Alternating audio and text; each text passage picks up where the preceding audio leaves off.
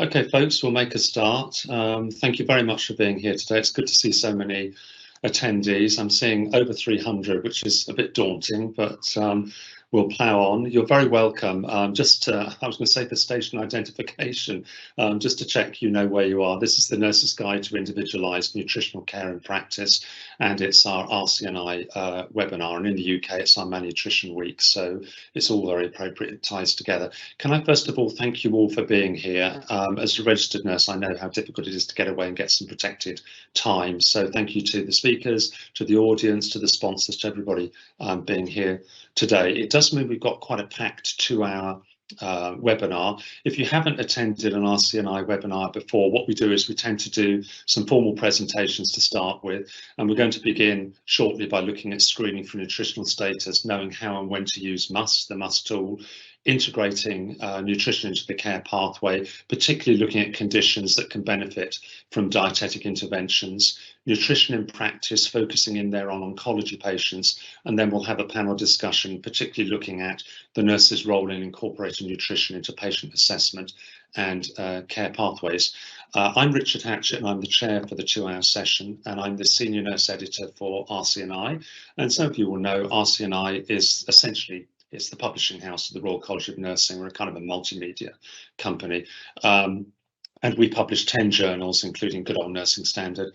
But we have an events team, and it's the events team who have teamed up with our colleagues at Nutrition. So we're extremely grateful to them for sponsoring today's event. What I'll do is I'll just go through some housekeeping tips. I was going to say, normally, as you all know, when we're together in the same room, I say the toilet's over there and the lunch is there and the coffee's there. I have no idea where your toilets, lunch, fire escapes or anything else.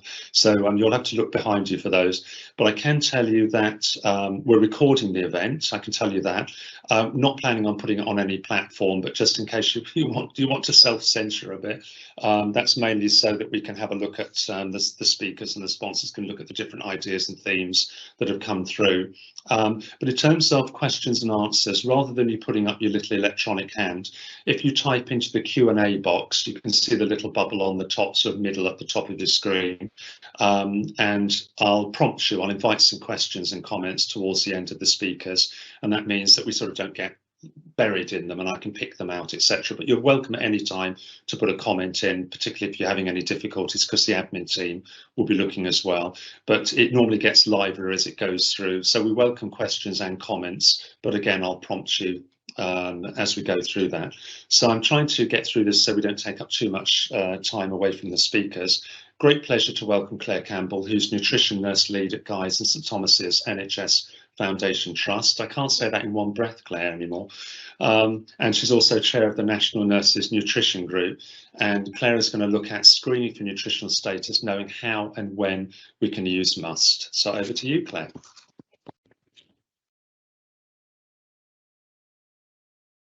Thank you, Richard. I know I don't have any job titles that are easy to mention in one breath. They seem to get longer and longer.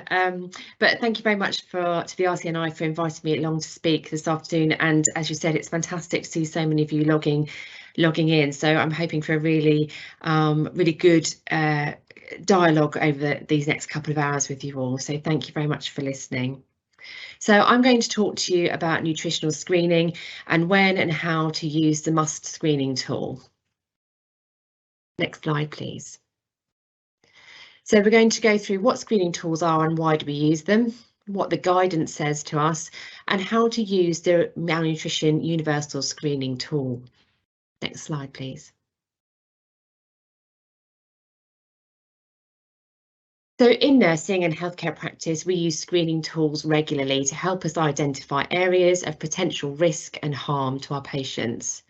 The aim of effective screening is that by identifying the risk early enough, we are then able to provide timely, appropriate advice, treatment, or onward referral as applicable, and as such reduce that potential negative consequence for our patients.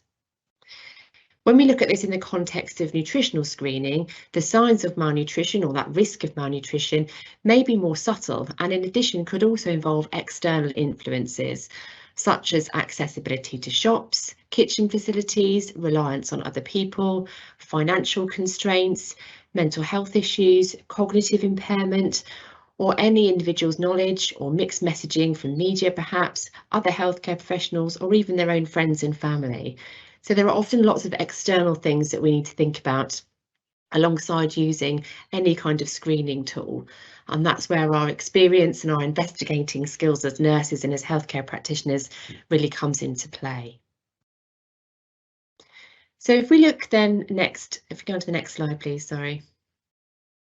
If we then look at what the guidance says, the NICE guidelines for nutrition from 2006 recommend that all healthcare practitioners directly involved in patient care should receive education and training on the importance of providing adequate nutrition and hydration, and that this should be relevant to the post in which they work.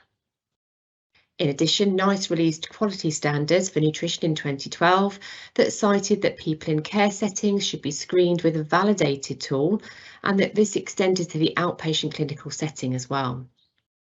Any people identified to be at risk should then have a care plan put in place.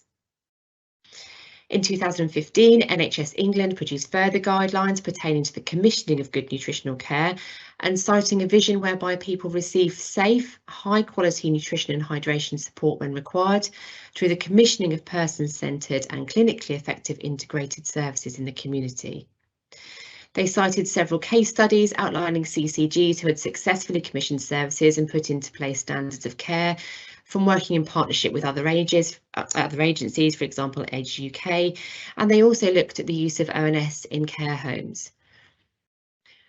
Within our own NMC code, we're also reminded that we have a responsibility to ensure that those in our care have adequate access to nutrition and hydration. And slightly alarmingly, I suppose, that only came into the reiteration of the code in 2015. But if you look back historically through nursing, the importance of good nutritional care has been there from the very beginning. But we've sort of lost our way a little bit in the middle. And it's now time for us to come back and put it at the forefront of our care of our patients. If we look further through the guidance, we go on to the next slide, please. Sorry, I keep forgetting to remind you. If we go on to look at further guidance, that guidance is in place because we know that 1 in 3 people admitted to our acute trusts are already malnourished or at risk of malnourishment, and that the consequences of malnutrition result in increased length of stay for our patients, an increase in mortality, and an increase in that frequency of readmission to hospital. The guidance is there because we know that malnutrition is both a consequence and effect of disease and ill health, both physical and mental. And the guidance is there because despite knowing all of this, it continues to be a poor relation when considering treatment pathways and care for our patients. Next slide, please. So if we go on to look at when to screen our patients, it's very clear, the guidance is very clear about when we should be doing this. In most acute settings, we would screen our patients within 24 hours of admission and then weekly thereafter, unless their clinical condition changes, which would then prompt you to re-screen much sooner. And it's important that we do that and that screening doesn't just remain an admission process only. Within the community setting, patients should be screened on that admission to that community care setting, if that's the case, or to the caseload, and then monthly thereafter, and again, unless that clinical condition of that patient changes, which would prompt again a reassessment.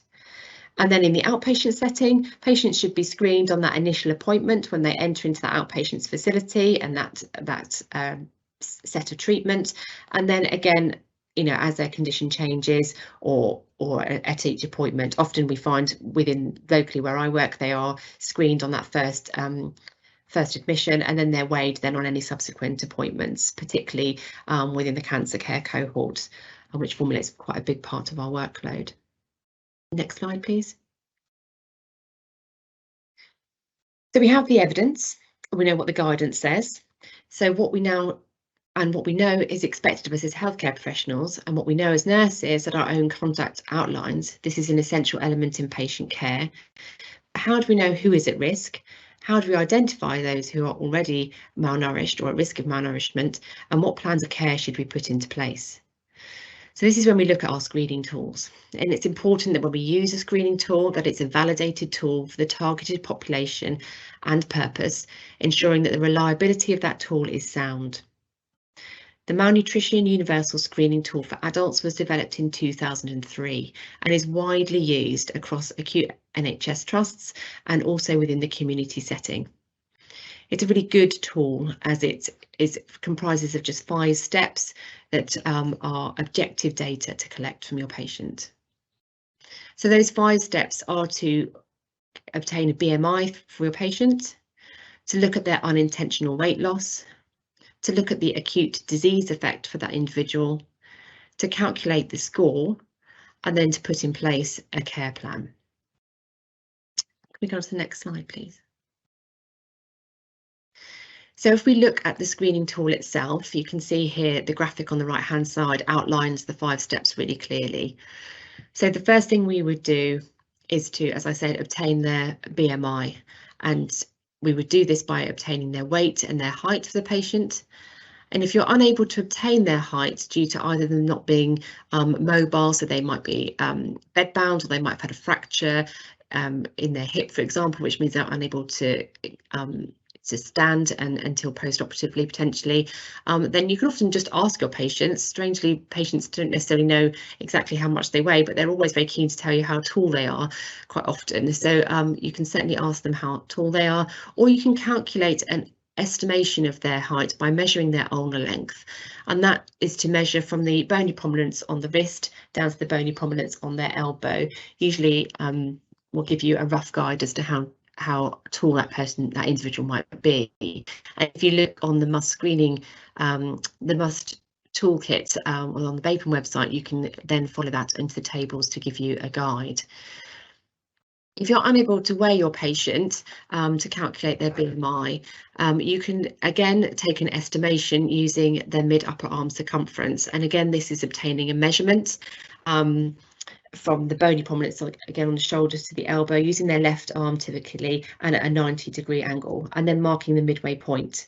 And then when their arm is relaxed down by their side, you obtain a mid-upper arm circumference at that midpoint, and again refer to the tables in the toolkit to give you that estimation of BMI within a category anyway.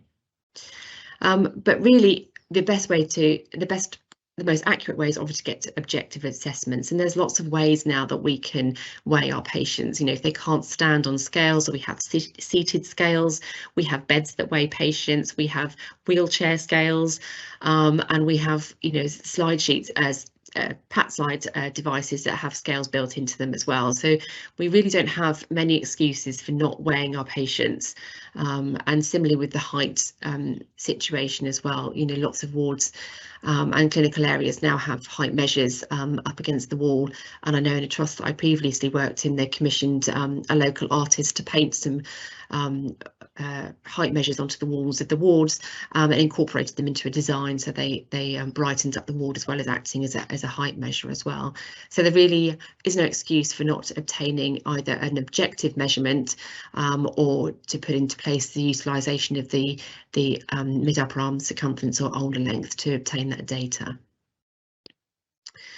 And the next thing you need to do is think about their unintentional weight loss, and it's important that we're looking at this over a 3 to 6 month period, and it might be that patients aren't necessarily aware of whether they've lost weight or not. And I certainly had a conversation with a patient recently who was clearly very underweight but had also lost weight, but she was not quite so concerned about that and wasn't able to certainly put any numbers onto that weight loss.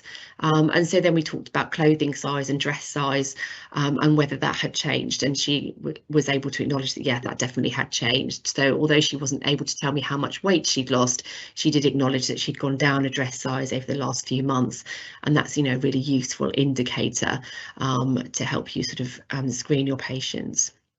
So that unintentional weight loss is a really key figure to have, and it forms step 2 of your MUST screening tool.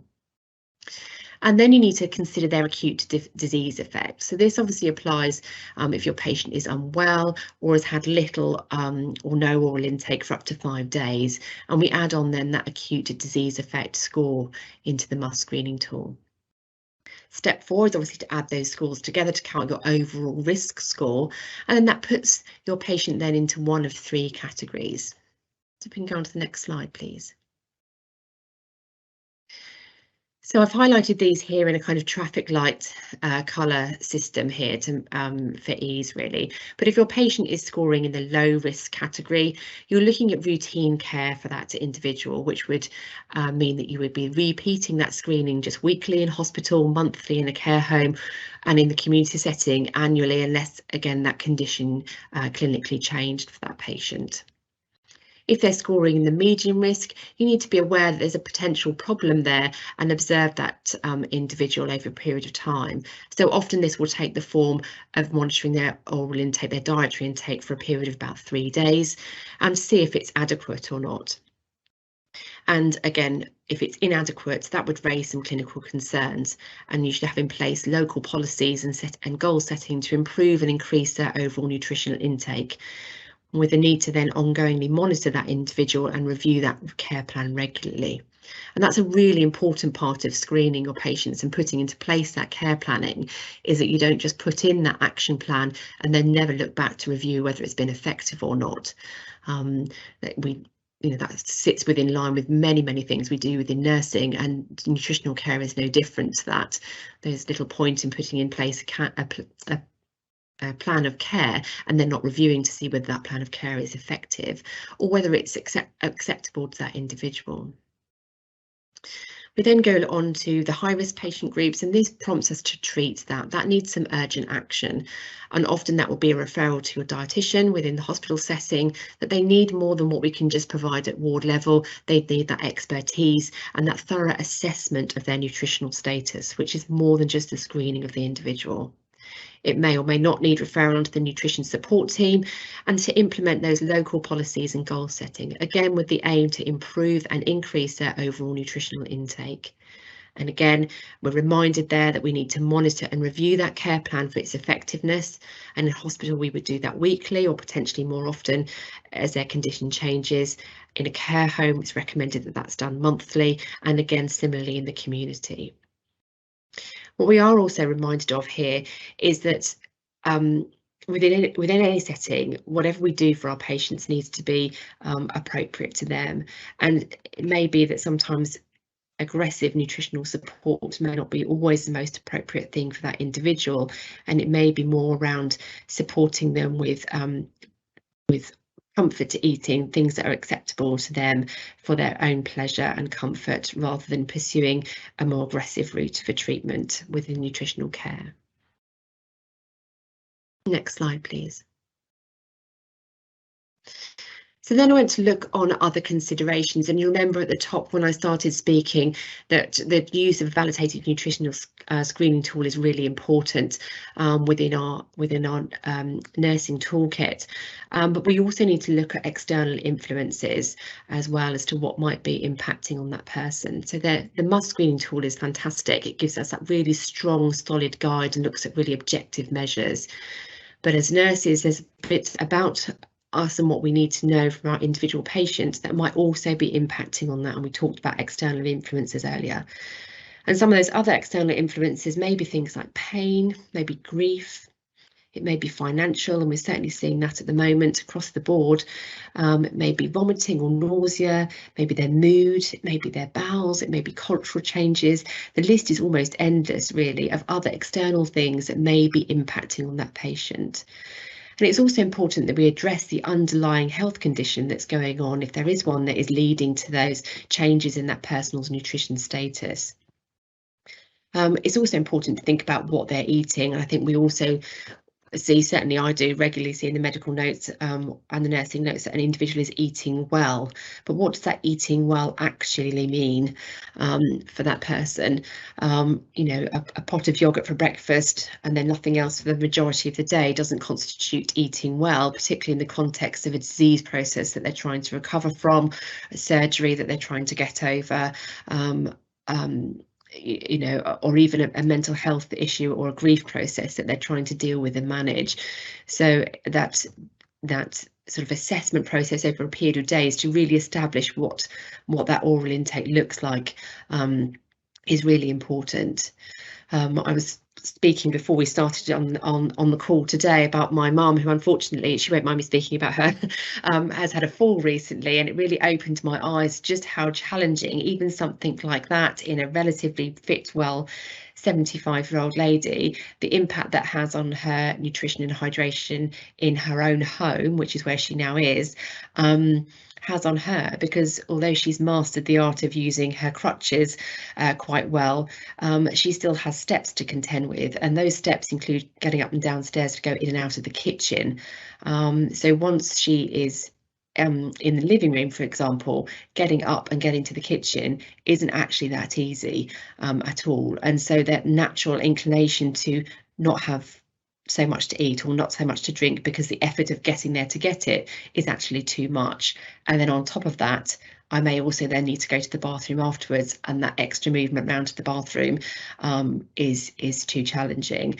And that's in a lady who is relatively fit and well and able to get around, reasonably okay. If you look at that in the context of somebody who is far more debilitated by their condition or is mentally not as motivated to get up and do those things, then you can see how that rapid deterioration would come about. Similarly, 18 months or so ago, I looked after a lady when we were, I want to say, almost coming out the other end of COVID, but I'm not quite sure whether we have or not yet. But certainly she was admitted to hospital purely due to malnutrition related complications, which is quite a shocking thing to say in 2022, really. But she was a lady, again, in her late 70s, who had lived on her own and had obviously gone into lockdown along with the rest of us, and was just too concerned and didn't want to bother anybody to look at getting herself shopping into the house.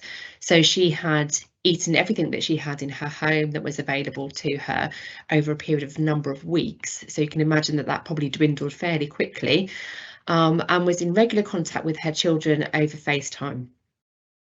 And it took a while before the family realised that their mother, who on the first FaceTime call was looking quite well and was very chatty, gradually as the weeks went on began to look more pale and less well, and was visibly starting to lose weight to the point where she became quite unwell.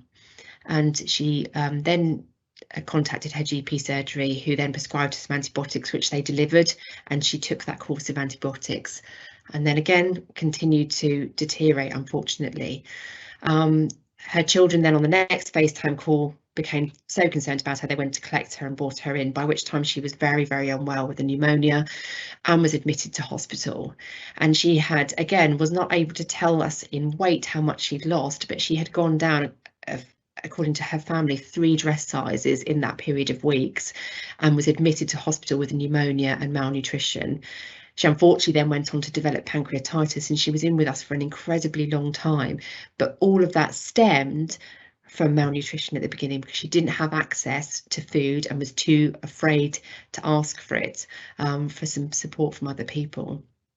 So you can see how that escalated, and it was quite a heartbreaking story to listen to, and the difference and impact of nutritional support that she had on the ward to get her back up to where she was amazing. And when she was discharged, she looked like a completely different person.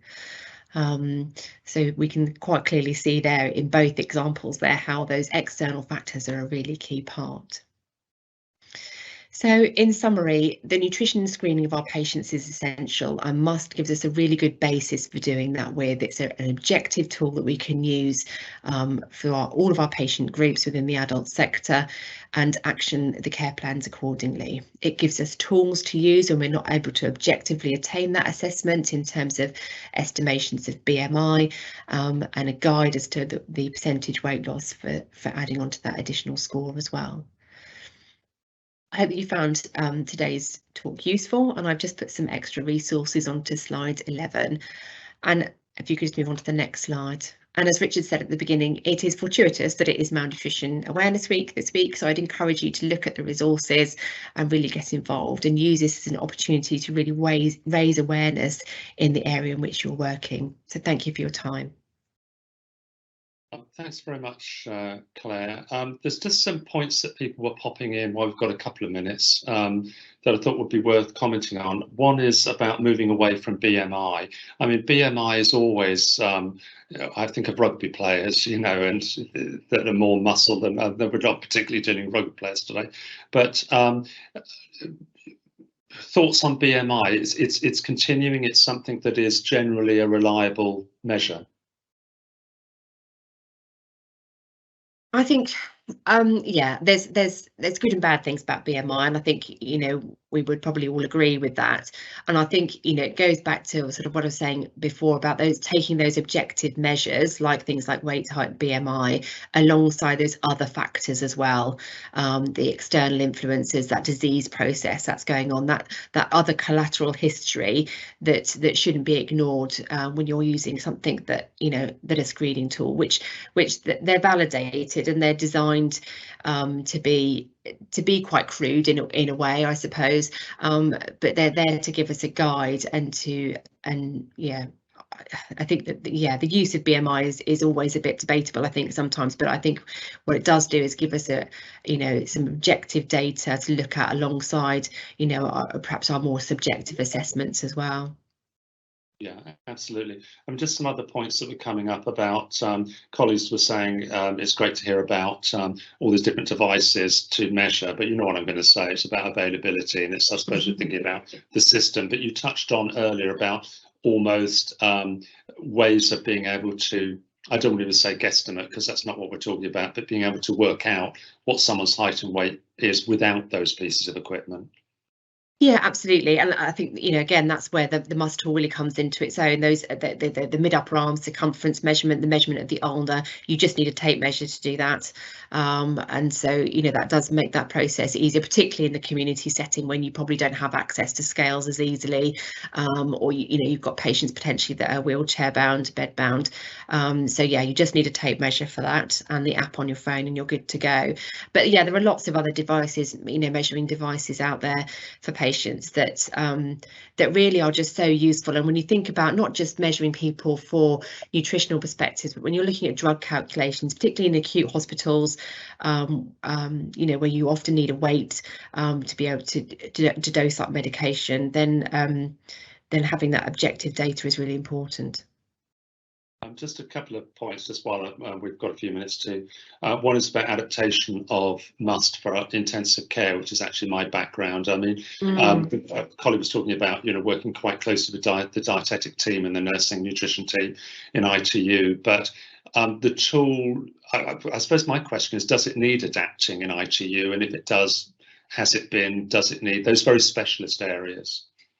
Yeah, I mean, probably. I mean, I don't know whether Anne might be able to answer that question a bit more thoroughly for us in the next session. ITU is not my background, but I know that, as people have obviously already said on the chat, that working closely with your dietitians is so important. And arguably even areas like gastroenterology, when you're looking at liver patients, there will always be certain cohorts of patients where screening tools don't work quite as well. And arguably just everybody within that field should be, under the care of a dietitian, regardless of whatever their MUST score is generated from. They're always they'll score because of their acute disease effect, but yeah, just having that constant dialogue. Certainly when I've worked on the gastro wards, we just routinely referred everybody to the dietitian, because you could pretty much guarantee that everybody on that ward would have a risk factor for nutrition if they weren't already. Just a couple of things, so I keep pinning you down to things that are popping up. You talked earlier on about height, and obviously this is purely subjective, my opinion. You often get, I've been very generalised here, folks, but elderly patients who will say, yes, I'm 6 foot, and you think, there's no way you're 6 foot, you've shrunk and you're scoliosed. If you've got somebody who's scoliosed, do you include that into the height, or are you literally measuring from there to there, or do you say, well, if they're very curved, they've actually curved over, so somehow you've got to get a height? I'm just wondering about how body distortion in height, really. Yeah, absolutely. Yeah, I mean, and please correct me if I'm wrong, but I was always told by my dietetic colleagues that you absolutely included their height. So they might have said, like you say, I'm 6'4", 20 or 30 odd years ago when I was a you know, a young man, but clearly not that height now. But I was always told that you go by their height that they were at their fittest. Am I wrong, Anne? No, I'd always use like skeletal, you know, skeletal mass is what or like our maximum height. So, you know, sometimes when you've got stooping and things, probably using their recall height is more realistic than using an actual measured height. Yeah, and often they'll remember that. They'll remember their height when they were 25, you know, or whatever. They do. And just finally, obviously you're ramming home this importance of a validated tool for comparison and reliability. So I suppose it's just folks thinking about a tool that is reliable, i.e. multiply tested and used in publications and valid, that it actually captures the truth of what we're actually trying to capture. So I know the idea of validated will come through a lot today. Thank you so much, Claire. Sorry to pin you down, but people are flying questions and I'll try and get those across as well. Okay, I'll move on, if I may, to Anne Holdaway. It's great to see Anne here today, Dr. Anne Holdaway, who's consultant dietitian and fellow at the British Dietetic Association and education officer for the British Association of Parenteral and Enteral Nutrition, BAPEN. And Anne is going to look at integrating nutrition into the care pathway, particularly identifying which conditions can benefit from dietetic interventions, which we've been kind of touching on, and how to monitor patient progress. Thanks, Anne. Thank you so much, Richard, and thank you to the RCN and the RCNI for. Oh, am I live? Am I live? Okay. Oh, I'm live now. Yeah, thank you, Richard, and thank you very much to the RCN and RCNI for inviting me to present today on this topic about integrating nutrition into the care pathway. And the aims of my section and my contribution today is to actually explore individualised nutritional care and how you might integrate nutrition into your holistic approach to care as nurses and other healthcare professionals who might be listening in today. And I'm going to be exploring some specific issues in patient groups which commonly face nutritional challenges. And I've chosen stroke, COPD and cancer. And hopefully through the sort of cases and those areas, I'll help you sort of either gain new knowledge or reinforce that you know, to enable you to integrate nutritional care into your everyday practice, perform nutrition assessments in a simple way, and develop nutritional care that is tailored to the individual and is anticipatory, participatory and patient-centred. Next slide, please. Okay, so we've done the title, so if you go to the next slide is actually just my disclosures. So I do receive a number of educational grants from a number of the medical nutrition companies. So why do you need to know about diet? And I think increasingly what we're seeing is patients and families want to know more about diet and how it might affect their well-being, recovery and response to treatment. And if patients are raising their concerns, then they're going to be looking to nurses and those members of the healthcare team who they come into contact with to provide the answers. And so I hope that through some of the information that I'm going to pass on to you today, that it'll help you to provide some first-line information and signpost patients and carers to appropriate resources, but also then actually refer on for those patients who are having significant challenges with eating and drinking. Next slide, please.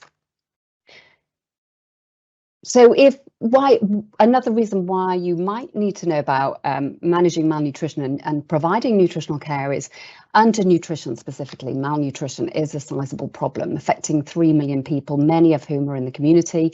It starts developing in the community, and if you look at the number of dietitians, it's woefully inadequate in my opinion, but I'd say that because I'm a dietitian.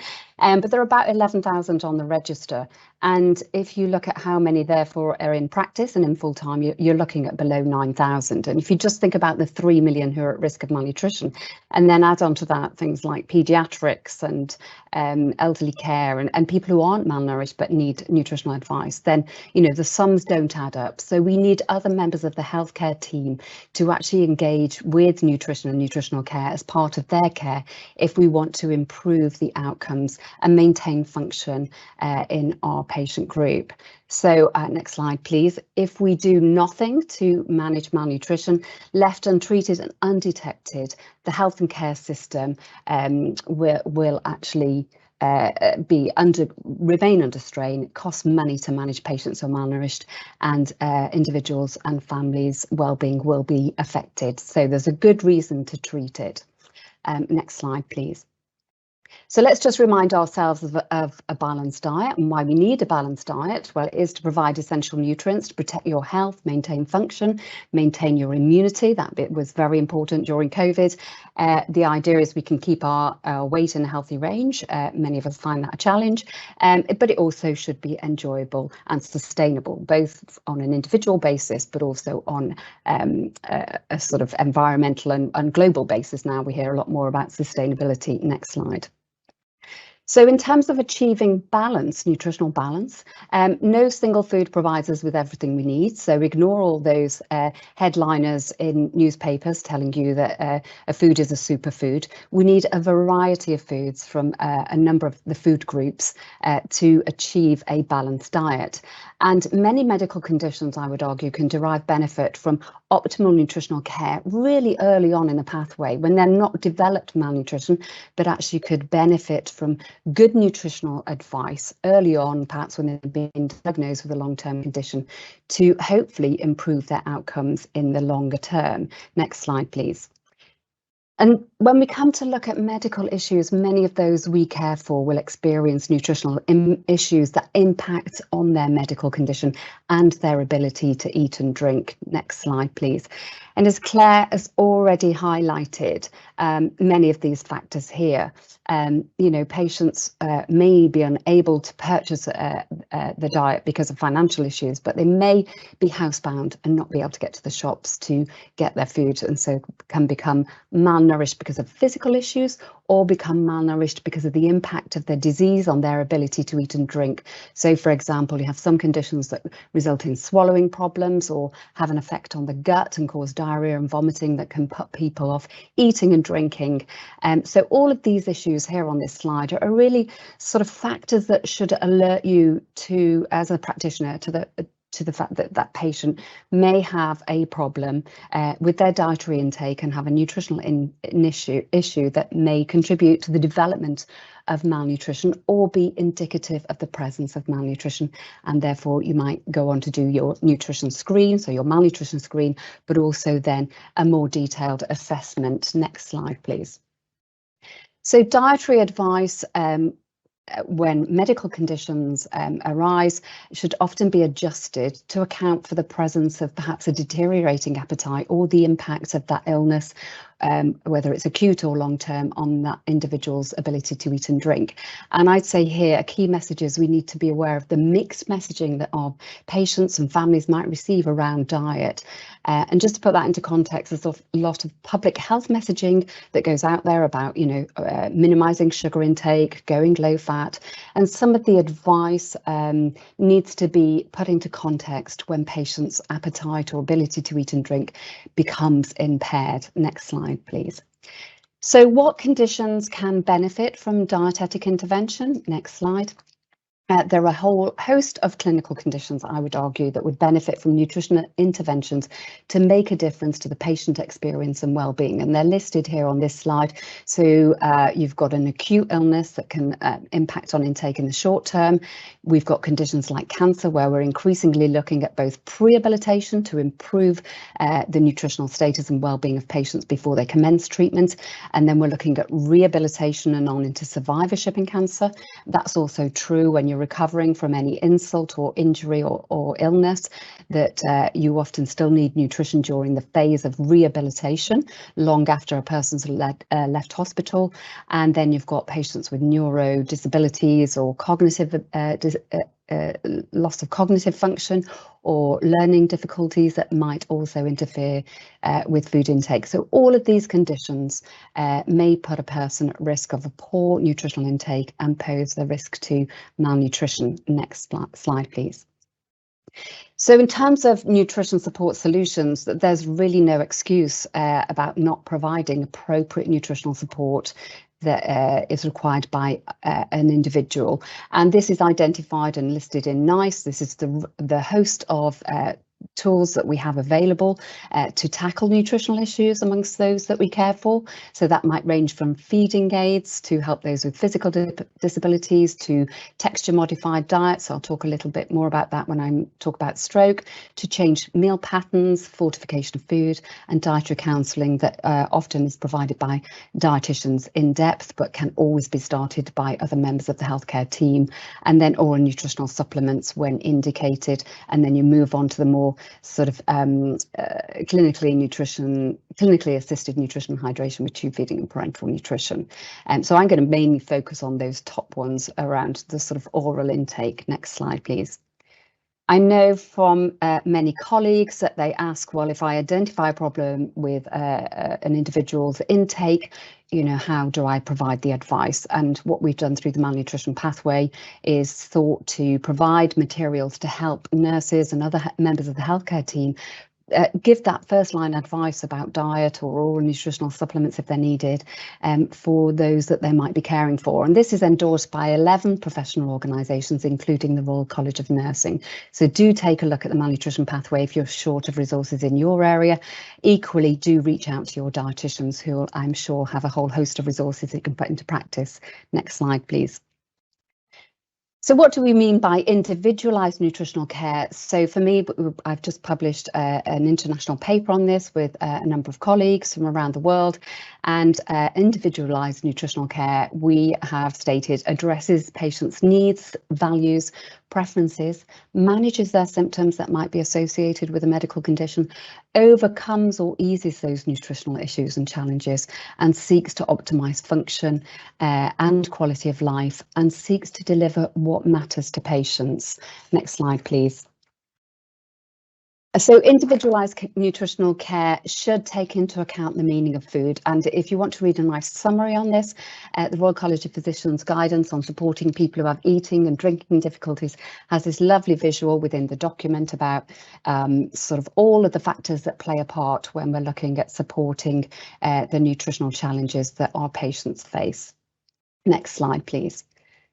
I'd say, though, that if we want to tailor care and achieve the desired effect, we need to listen to what matters to our patients. And through listening to what matters to them, what they find most bothersome, then begin to tailor the nutritional advice to meet their goals, address what matters. And I'd say those goals as well should be co-created. This is all part of providing patient-centred care. But just one point around nutritional care, I think when we're talking about goals and when we're talking about co-creating goals with those we care for, we need to put it into meaningful words for them, really. So put it into context and use the language that's right for them. So for myself as a dietitian, I might be measuring grip strength. And as much as my patients love using a hand dynamometer, I'll be explaining to them that by using hand grip dynamometry, measuring their grip strength, that will translate into outcomes from them. If we improve their grip strength, that will hopefully mean they're less likely to fall. It'll enable them to get out of the chair, be more active, and integrate into a closer to normal social life for them and do the activities they enjoy doing. So the message there is talk to your patients in a language that's meaningful. I know nurses are very good at this, but think about it when you're talking about nutritional goals. Next slide, please. So I'm going to move on now to look at some examples of how we might deliver individualised nutritional care in practice, especially for those at risk of disease-related malnutrition. Next slide, please. So the first example I've chosen is stroke. Next slide, please. So Claire mentioned about nutritional screening, and certainly in stroke, nutritional screening is really important. About half of the patients may be malnourished or at risk of malnutrition on admission. We know malnutrition is an independent predictor of poor outcomes. And if a patient becomes more malnourished during their stay with a stroke or post-stroke, we know they risk pressure ulcers, chest infections, UTIs, and gastrointestinal bleeds, to just mention but a few issues that might arise from that malnutrition if it's unaddressed. And those at risk of malnutrition and high risk are 6 times more likely to die within the month of having their stroke. So a very good reason to address nutritional issues in this patient group. Next slide, please. I'd argue that nutritional screening not only has to take place at the start, but continuous assessment is required. And the reason being is if you look at the data of what happens during their stay and beyond their stroke, then nearly 60% of patients were found to have lost weight from week 1 to 6 months post-stroke, and about 1 in 5 were undernourished at 6 months post-stroke. So good reason to continually survey their ability to eat and drink and repeat screening in this patient group. Next slide, please. Claire mentioned about the use of the Malnutrition Universal Screening Tool, but also local assessment tools. And I think what we're increasingly seeing is more bespoke tools that beyond screening, we begin to look at factors that interfere with the ability to eat and drink in some of these patients and look at factors that might be unique to their disease. So, for example, in stroke, there's a nice tool that was developed by University College Hospital London that looked at some of the issues specific to stroke that interfered with a patient's inability to eat and drink. So I would say, have a look to see if this is in your own workplace, if this is the field that you're working in. Next slide, please. What's really key with stroke, and probably true for many other conditions, is nutrition cuts across many specialties. It's true in intensive care, it's true in the stroke unit, where the dietitian, the nurse, the occupational therapist, the physiotherapist, speech and language therapist will all play a key role in making sure the nutritional intake of patients post-stroke is optimised. Next slide, please. And if we just look at a sort of bird's eye view of nutritional care post-stroke, then it might be the patient starts off with tube feeding, progresses on to an oral intake with a modified texture diet. They may still have tube feeding overnight. They might need dietary advice on oral nutritional supplements when they become dependent on oral intake, and then dietary advice in the future to prevent a stroke recurring. So you can see why nutrition is important across the continuum of care. Next slide, please. If patients require tube feeding with a nasogastric tube, then this should be initiated within a short time of admission, particularly if their swallow is absent and there's a high risk of aspiration. And we do see the use of nasal bridles in these patients if they're not so tolerant of nasogastric tubes, and you may move on to place a gastrostomy after a month. They should be referred to an appropriately trained professional, such as the dietitian, for detailed nutrition assessment and monitoring. Next slide, please. Many of the individuals with a stroke will require texture modification because of swallowing issues, and here the speech and language therapist is often key to advising on the appropriate consistency of foods and drinks to make sure the swallow is safe as possible, and nurses will often get involved in using thickeners to make sure that the fluids that are consumed are of the right consistency so that patients don't aspirate on the liquids. Next slide, please. Puree diets, we know, are often diluted in nutrients to make them the appropriate texture. So they're often cooked for a longer period of time and their taste may not be so great. So patients on a puree diet are at nutritional risk. Next slide, please.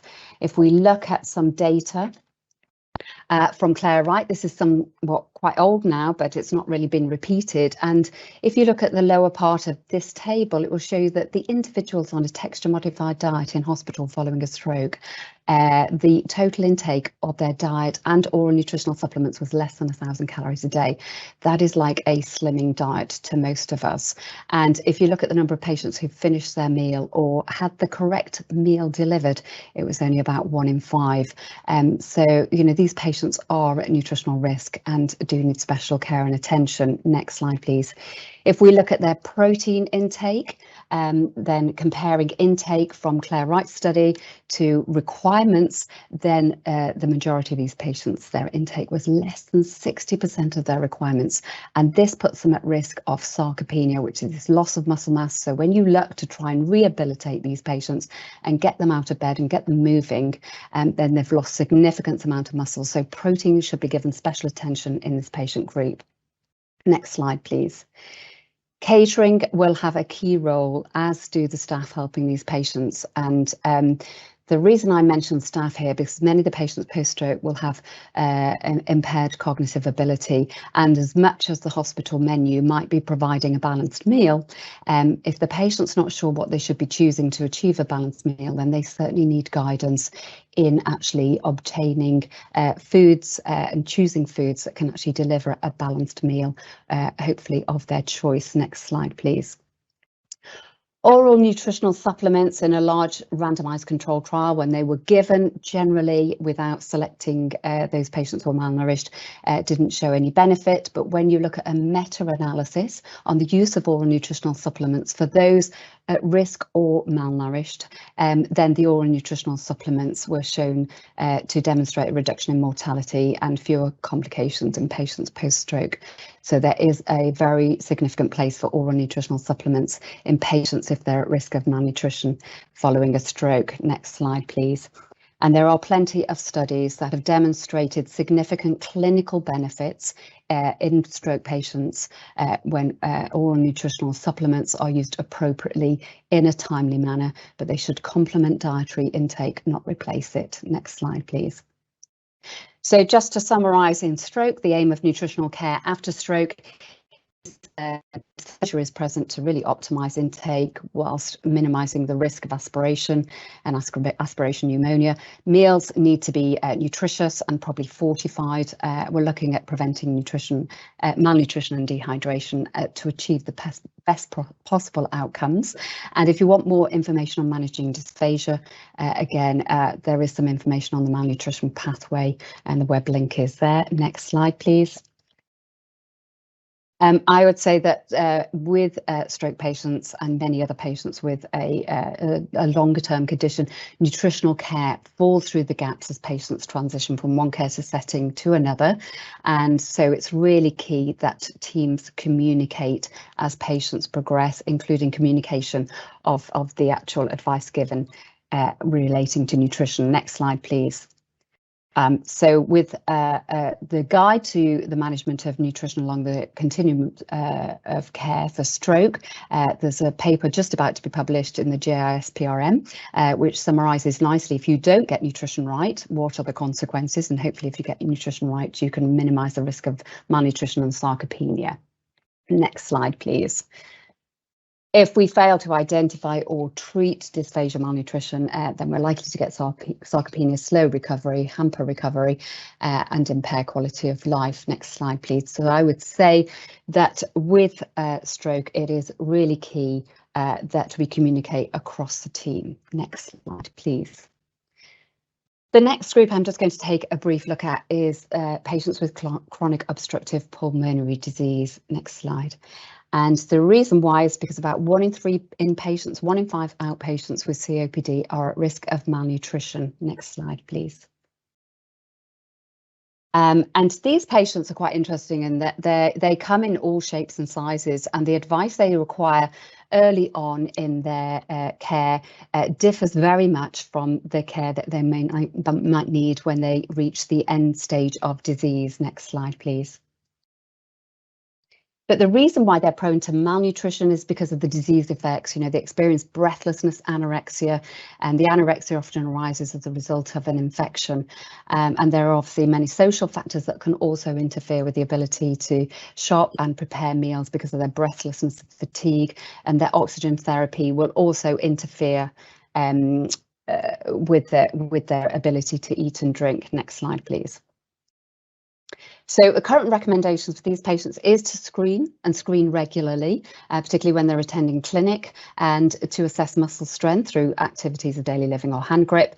And if their body mass index is less than 20 kilograms per metre square, there's very good evidence cited by NICE to say we should be considering high protein oral nutritional supplements and encourage the patients to take exercise and refer on for dietetic advice. Next slide, please.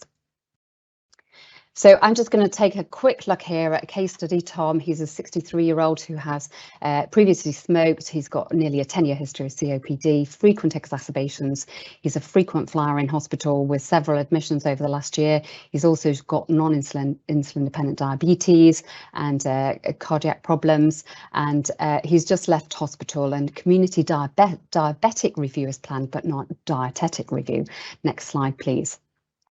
Now, if you took a look at Tom, you'd say he's quite overweight, but he does live alone in sheltered accommodation. He's fatigued after a hospital admission. He has limited mobility, he's confined indoors, has a reduced appetite, and his body mass index is overweight. He's quite overweight, but at weight at discharge from hospital, he's still overweight, but he's now lost quite a bit of weight loss, and he's no doubt lost a lot of muscle mass too. He's eating very small amounts. Take a look at his diet, really poor intake, and his daughter has filled his freezer with low-calorie meals because she thought he needed that because of his diabetes. Next slide, please. So we know there is an obesity paradox in COPD, that there is increased survival with in relation to being overweight. So being overweight may be a little bit protective for some of these patients. Next slide, please. But for Tom now, he is sarcopenic, he's lost a lot of muscle and he is malnourished. So for this gentleman, I'd say the target should be weight maintenance, focus on an increase in dietary protein intake combined with resistance training. He'd probably need a vitamin D supplement because he's being confined indoors probably with his condition, and make sure regular review. Next slide, please. So if you want help in managing Tom, then we have a number of leaflets again on the malnutrition pathway, which is endorsed by the RCN, to guide care in this group. Next slide, please.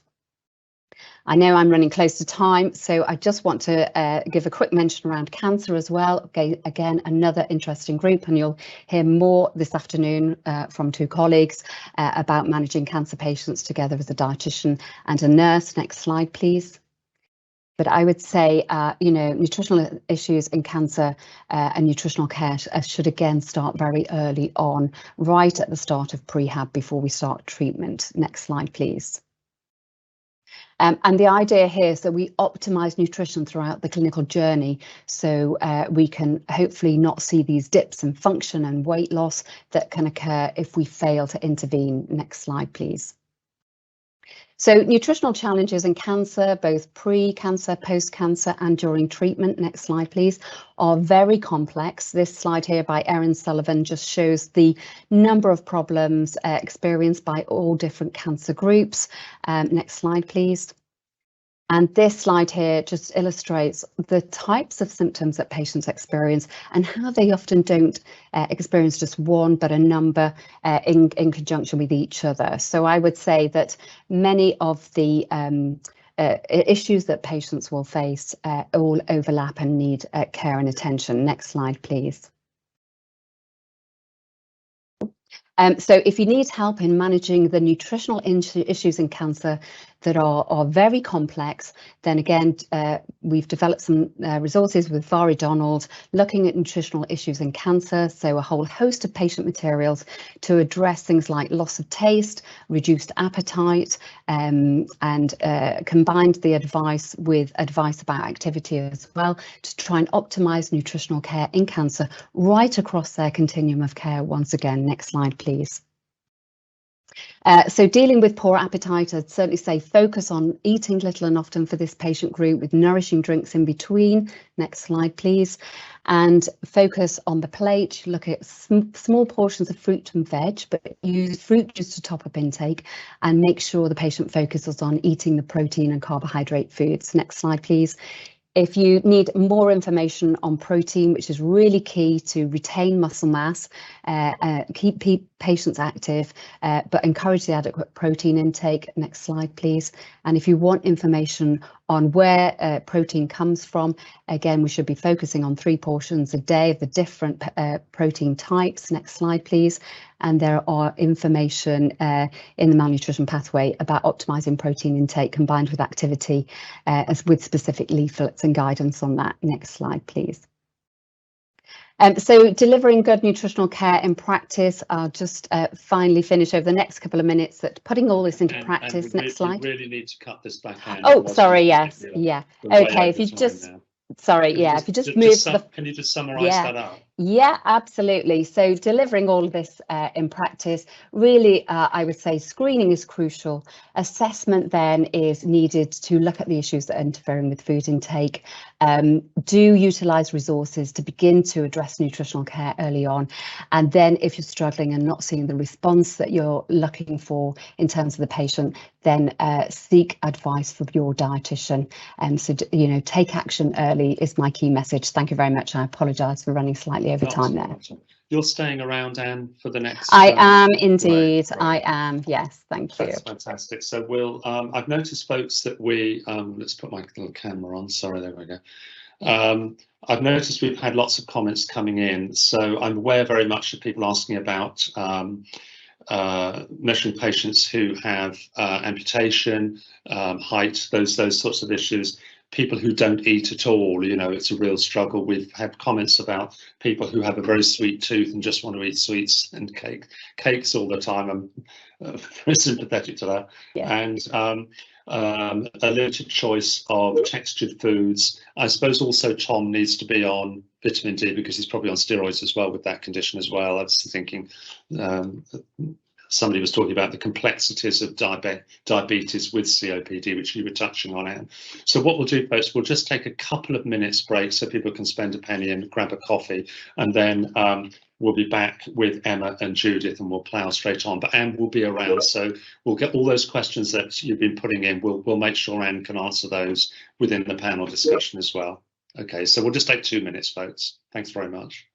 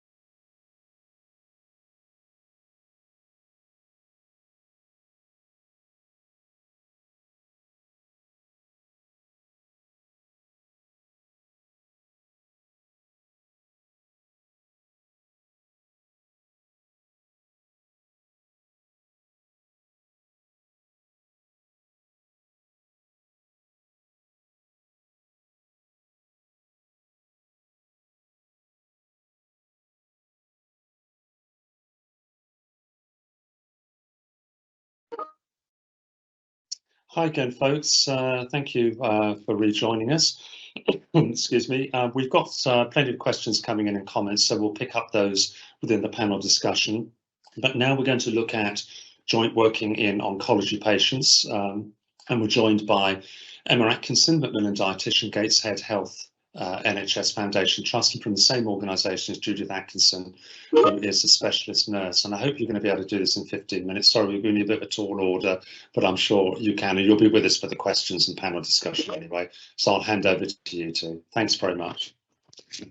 Hello, I would just say you've already introduced me, Emma. I'm Judith Atkinson, nutritionist, and this is Emma Atkinson, Macmillan Oncology. And basically, I'd just like to say thank you to the RCNI and the previous speakers. This presentation is going to show, next slide please, sorry. Next slide. This presentation is going to show how we work together and provide patient care.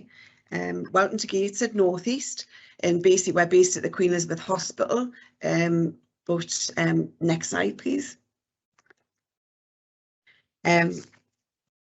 We are going to joint nutritional nurse and dietitian working for oncology and enteral patients. We work jointly and we do joint service development. Next slide, please. The benefits of working joint is collaborative approach, reduction in patients' appointments is a one-stop clinic. We're very supportive, it's consistent care and treatment aims are aligned. We also have positive patient feedback and benefits to service development. Next slide, please. We are now going to present a case study, how we work in practice goes. This is a case study about Claire. She was a 37-year-old lady who's got head and neck cancer and has also had a neck dissection, adjuvant radiotherapy and chemotherapy, which was completed in February 2020. The treatment's completed, 2022. Treatment completed at regional centre. She had a gastrostomy tube placed, which was a mini one, 16 French, and that was placed prophylactically, and that was prior to her treatment, so she could use it after post-treatment for her dietetic aims. Her past medical history is COVID-19. She had constipation, iron deficiency, anemia. She transferred to Gateshead for ongoing community care, and that was post-treatment when it was completed. And initial clinic appointment was March 2022. Next slide, please. At the appointment, we completed a screening assessment which provided background about Claire. And basically what we do is a screening assessment whilst in the clinic, and it's about obviously our social. We found out she lives with her husband, 3 children, and including a 4-month-old baby. She has very good family support from her mother. Psychological impact of the treatment. She was a very strong lady emotionally and spiritually. Family is very important to her. She focused on being a good mother. She's busy at home. She's usually active with the treatment. And obviously the main issue was her was actually fitting in the feeds to work around her children and picking up from school. Physically, she initially had fatigue post-treatment. She also had pain. She had taste changes and nausea and increased secretions. Now, the nutritional screening that we used was ESPEN guidelines, advised to use regularly to evaluate nutritional intake, weight, and changes to her BMI. And obviously consider nutrition impact symptoms, muscle mass, and physical importance. Next slide, please. So, as Judith mentioned, we very much take a holistic approach when we assess our patients. So we look, as Judith mentioned, areas such as spirituality, you know, try and look at the bigger picture really in terms of what's happening for that particular person. That also encompasses, we look in terms of nutritional assessment, and as part of that we assess overall weight changes. So I'm just going to present a little bit about this lady in a little bit more depth. So Claire's usual weight was 85.1 kilos, and I'd give her, with a height of 1.61 meters, a BMI of 32.8. So at the start of her treatment, initially she'd only lost a very small amount of weight. So as you can see, it's 1.8 kilos or 2.1% body weight in a month. So looking at the MUST tool, that would give her a score of 0, so she would be classed as low risk. Looking at the bigger picture, this lady was going to be having really intensive treatment, and through discussion at a regional centre, it was agreed that she would more than likely struggle through a treatment, and therefore she had the gastrostomy placed prophylactically to be able to support her with the nutrition through treatment. Once her treatment completed by February, she'd lost a little bit more weight, so a further loss of 5.5 kilos, so 6.6% body weight, and that was despite her having enteral feeding, because at that point, while she had a treatment, she'd started having nutrition through a feeding tube as her oral intake decreased. So despite that support with enteral feeding, she continued to lose weight. So overall, she'd lost 8.6% of her body weight in 3 months. Again, looking at the MUST tool, that would be a MUST score of 1, which would be a medium risk. But again, it's looking at that in the context that she continued to lose weight despite having nutritional support through enteral feeding. Next slide, please.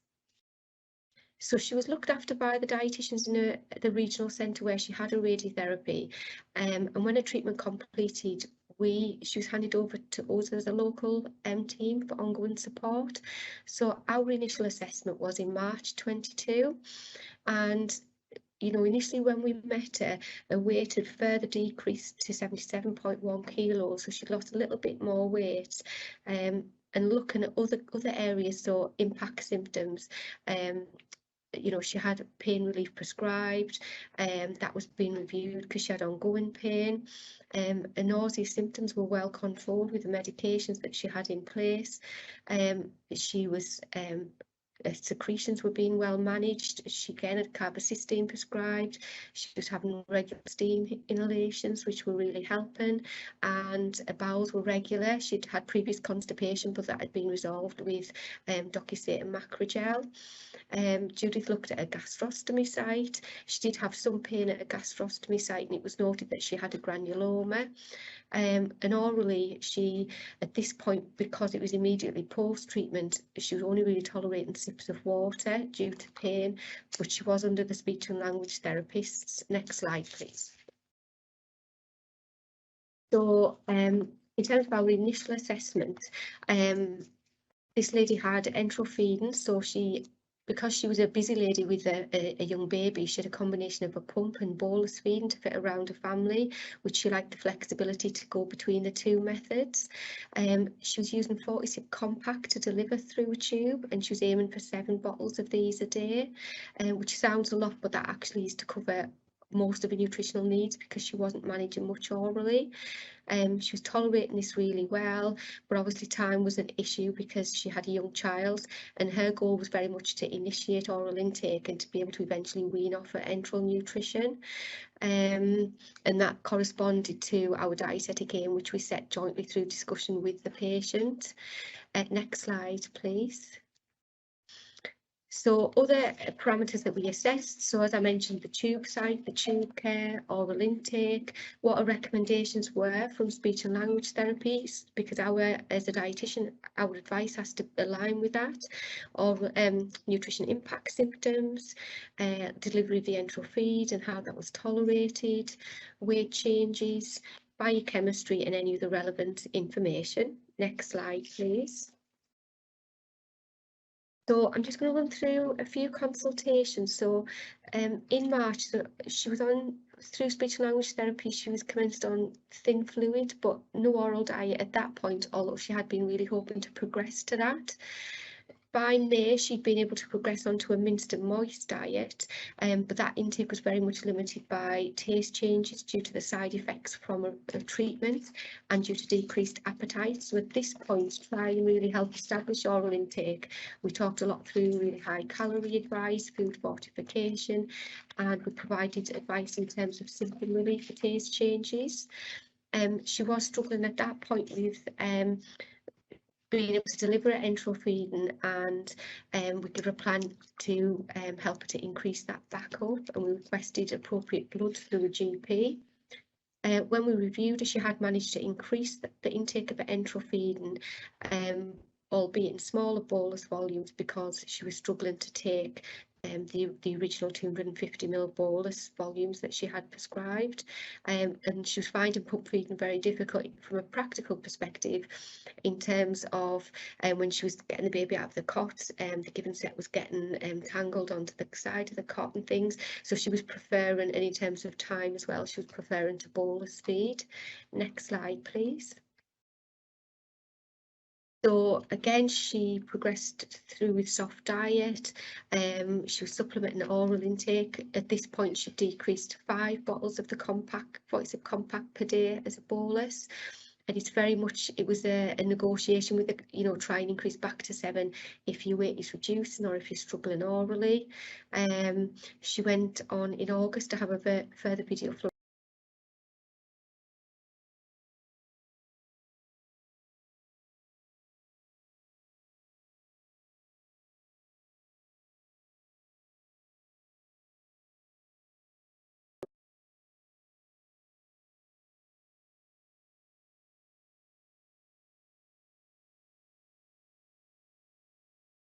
The weight had been ongoing in terms of weight loss, and I've just put a couple of links on about some resources that we talked about, advice in terms of managing nutrition impact symptoms.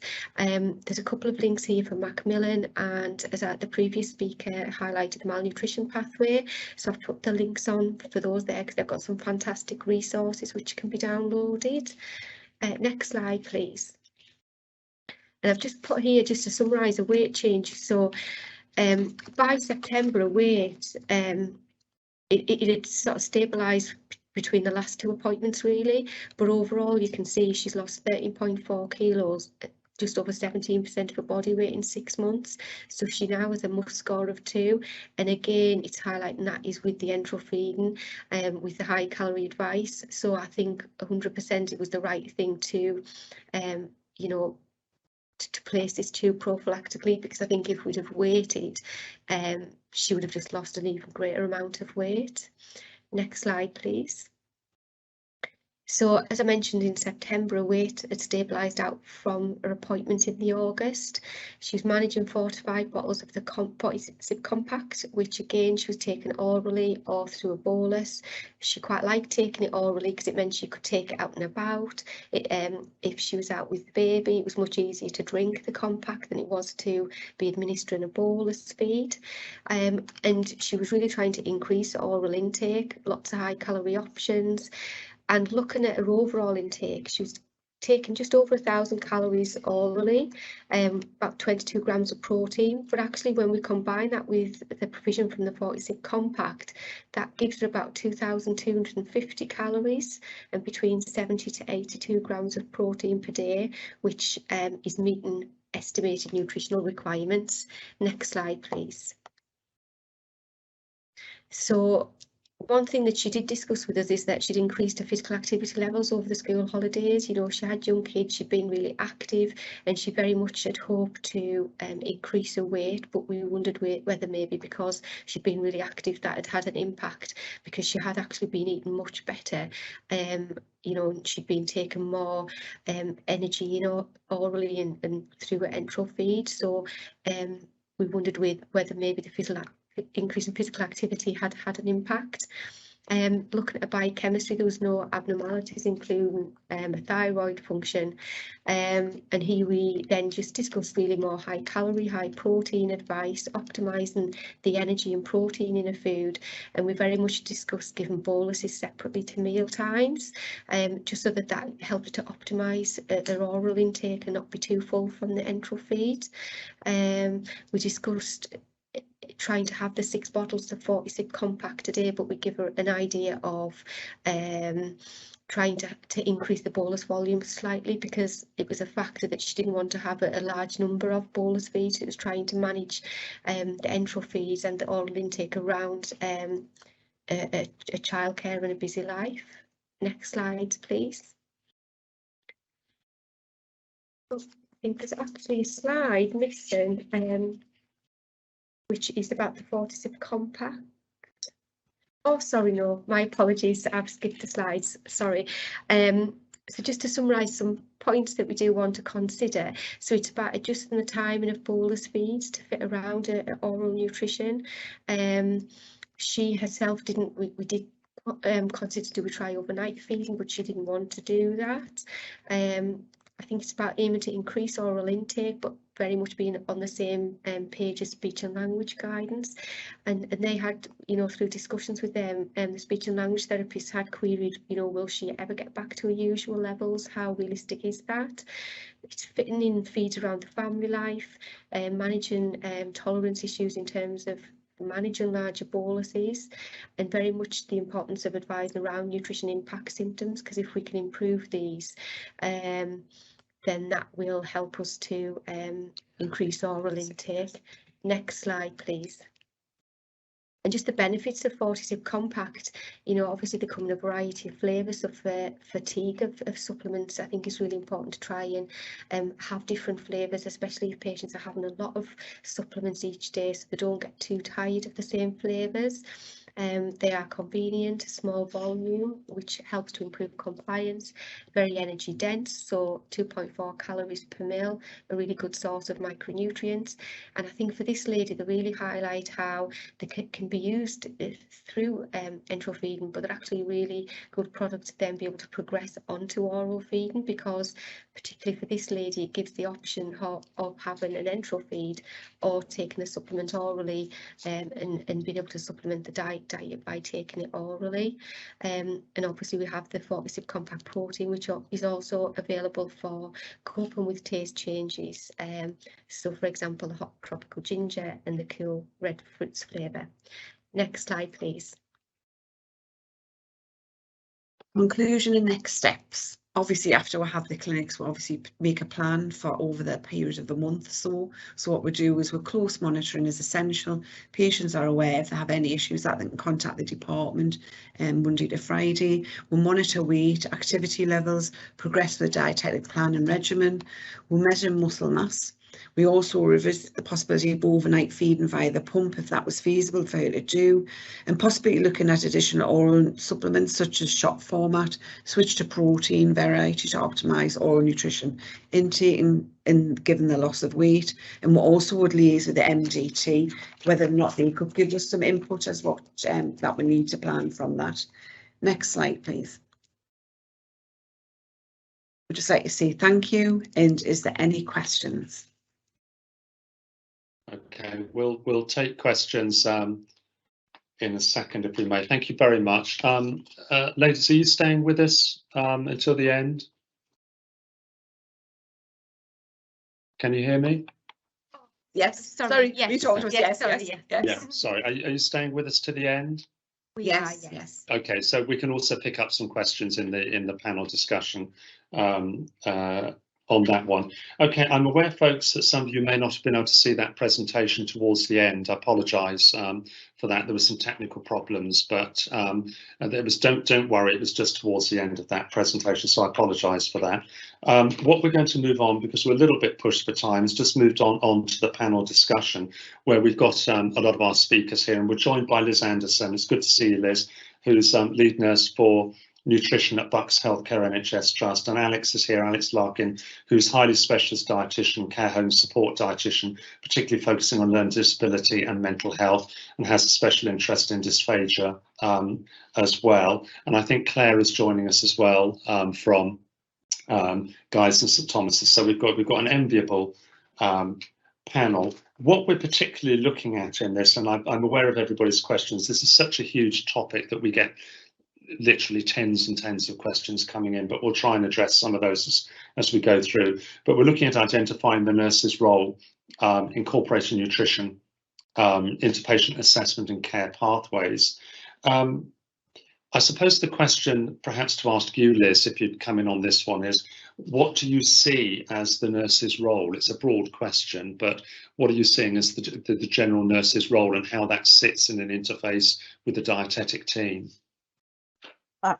Hi, thank you for asking me. By the way, do excuse if I cough. I'm just getting over this awful, I can't believe it's not COVID bug that seems to be going around. It's not COVID, but it feels like it. Nurses are fundamental. We are fundamental in that first look at that patient. And the thing that worries me, and I've been saying this for a time, is that registered nurses in particular, we are trained in assessing people. We can look at somebody and we can sometimes, just by looking at them, we can look at their nutritional status. We've all been there. We've all seen that older person that's come in and their rings are not fitting and they've got sunken eyes, they've lost weight. And I think our role is fundamental. You know what? I mean, I would say that nutrition is as, if not more, important as any of the other things that we are trained to look at. Frailty, for example, nutrition and frailty very well linked. Hospital-acquired infections, community-acquired infections, and spoken about it. Malnutrition is it's a huge factor in those. So my answer is, nurses, we are fundamental in ensuring our patients get on the right path, and our dietetic colleagues and our speech and language therapist colleagues, they depend on us. We are the eyes and the ears of the MDT. I mean, just picking up on that one again, Liz, just expanding that a bit. If we look at the challenges, and the questions that are coming in are particularly around challenges, application to practice, and so many points coming in about availability of this and adaptation for that, this type of person, etc.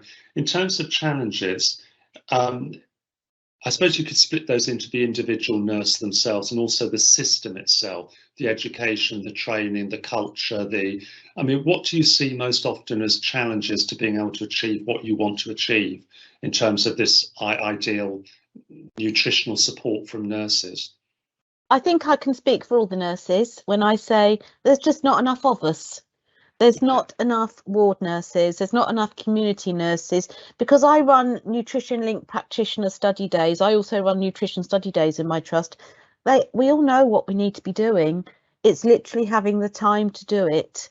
And even, I mean, I've put this on Twitter. I went up onto one of the wards the other day, and there was one of the ward sisters who referred a patient to me, who they were querying NG tube feeding because his patient just wasn't eating. This ward sister was feeding her ice cream, and this lady was really enjoying it. And I just think we have to be able to think outside the box. I don't believe that nurses are wholly responsible for ward nutrition. I think anybody can actually help a patient eat and drink as they're passing. But the main challenges are, I think it was a study, I think we are 40,000 nurses down in the country. The main challenges is literally we've got an elderly, frail population that are coming in. People are staying in, they're sometimes staying in longer because they can't get to the correct place to be discharged. I don't know what's going on in the chat, but I would actually say it is definitely lack of human power on the floors. Okay, I mean, just picking up at a point there, Liz, and maybe Anne can come on this one because I know we didn't get a chance to look at this. It was a question, you were talking about ice cream and sweet tooth, where you've got a patient and who eats cakes and biscuits all the time. Somebody was saying, do you work down that pathway and push on that because that's what they're going to eat? They're not going to eat the main course, etc. I wonder, I guess I'm putting words in your mouth, this is about individualised assessment, but the sweet tooth person who will eat endless biscuits and cakes but won't eat anything else. Yeah, I mean, it's really challenging, and I think we always have to start with the patient and what they're eating and drinking and what their preferences are. And I think it's then, if they've got the cognitive function, is then can you talk to them about how, modifying or adjusting their food choices while still having those sweet treats can actually make a difference to their outcome, really, for what matters to them. And just how it might be putting them at nutritional risk, and speaking in lay terms to them about the benefits of improving their dietary intake. Just like people on a weight loss program are discouraged to eat snacks and not eat the sweet foods. It's the same for the malnourished patients. Is actually you've still got to work towards a balanced diet, and then you might look at supplementation and fortification. And if I have a patient who likes ice cream, I think, okay, let's go and get some Whey ice cream or the high protein ice cream and the high calorie ice cream. There are ice creams now with protein added, so at least you improve on their intake, using their baseline as a guide. I think a lot comes down to education. I see lots of patients, and once you start talking to them about the benefits of having the protein foods and how that can affect their everyday activities, yeah, they then might be motivated to change, and that's what we're hearing more about, is education to motivate behaviour change in malnutrition. It's not just down to diabetes and diet management or management of obesity. It's true for this area as well. It's also patient specific. So this particular patient was an 86-year-old lady with quite severe Parkinson's, and you have to kind of look at what the patient wants. And what we are doing, what we tend to do in Buckinghamshire, is we do a food plan for those patients, and it's a little and often food plan, and we encourage families to come in and bring things in that they know they'll like, and then you work on that. And the other thing is, I think Anne and I have discussed this before, is oral nutrition supplements are very much seen as something that you shouldn't need because you can fortify food. But in severe malnutrition, you need to look at them like almost like a medicine. And so for those patients, if they don't like, you give them little and often. You say, here, you have this, and see if you can finish this in an hour. And I think it's just employing strategies that you probably have got that you don't know you've got. And it's just having the courage to use those strategies to get people to eat and drink. It is very much about being creative. Okay, I mean, Alex, I'll bring you in a second, just on going back to the seeing of the nurses' roles and challenges. I did want Claire just to come back to a point that was about an hour ago, which is about measuring patients' height with amputation. And amputees. Did you have a comment on that at all? How you do that? You measure what you've got, I presume. Yeah, I think it's slightly different to considering, we were talking about height earlier and that sort of body mass, but obviously in an amputee situation, you're dealing with something slightly different. So yeah, I don't know whether Anne might have more thoughts on that, but yeah, it's slightly different in terms of when you're talking about somebody's height and them having potentially lost height over years through degeneration, or scoliosis being involved in it. Then you're looking at their mass. You want their tallest frame size that they were. It's a bit different when you're dealing with amputees, but arguably they are, from a mobility potential and muscle mass needing, from a nutritional perspective, particularly in those early phases of recovery, their demands nutritionally are probably considerably higher, I would imagine. Yeah, sure, Anne, sure. Yeah, just to say, I know there's a question about the amputees, and certainly in the parental and enteral nutrition pocket guide, there is a section in section 2.5. There's a table and a figure showing for amputees, what that would normally account for, and it's got some adjustment for weight. So I would say for anybody who's working with any amputees, is liaise with your local dietitian, who probably undoubtedly has access to the Penge pocket guide. It's no longer a pocket guide because this cannot fit in your pocket, but it is our reference toolkit. And yeah, there's a really nice, I don't know whether you can see it on the screen, but there's this really nice picture, so it's taken from Osterkamp 1995 and adapted from Madden and Smith 2016. So there's guidance there for amputees and how to account for the limb that's missing, and you would make an adjustment to the weight for that. Brilliant, that's really helpful. Alex, can I bring you in on this point about what you see as the nurse's role, the interface between the nurse's role in the dietetic team, and perhaps what some of those challenges are in achieving what you want to achieve in nutrition? Yeah, I mean, I think as we've said from both sides in terms of nursing and dietetics, that there's a lack of staff. So really all health professionals that are seeing patients need to be working holistically and then being able to identify issues and refer on to other services. I think from dietetics, what we appreciate is getting feedback from nurses in terms of their information that they've been able to gather, whether that is weights and heights or kind of other visual assessments. There was, and I suppose from my perspective in working with people with learning disabilities, it's making sure that there isn't any sort of diagnostic overshadowing where somebody might be underweight or overweight or have a very limited diet, and that's put down to their learning disability. And it's kind of looking past that and making sure that we we do an assessment, and if there's any kind of concerns flagged up about that person's weight or diet, that they are referred on to a dietitian. Because obviously we're talking about malnutrition here largely in the context of underweight related malnutrition, but a lot of the patients that I see with learning disabilities actually have more so overweight related malnutrition due to having very unbalanced diets, and often having very selective diets, maybe due to sensory hypersensitivities or their autism.